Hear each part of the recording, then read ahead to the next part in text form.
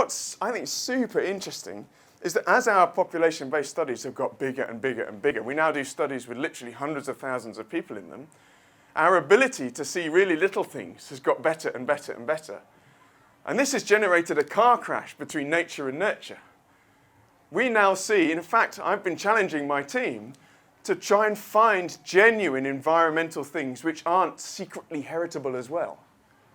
Where you live, your education, your choice of voting, these things are all a little bit heritable. They sit on a continuum of genetic contribution. Some of it is a lot of genes and not a lot of environmental stuff, pure environment, and some of it is the opposite.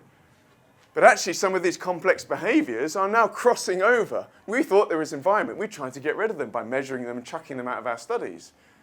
But they're heritable too.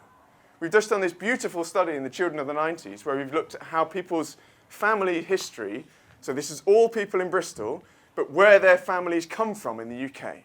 And you can take their DNA and you can say, well, look, your lineage comes from Scotland and your lineage originally comes from Wales and so on and so forth.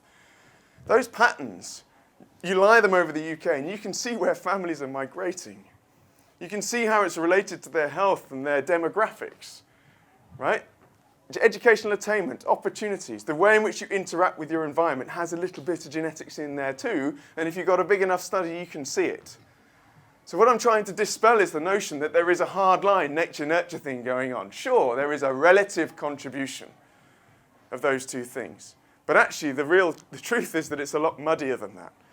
And that's a really interesting concept.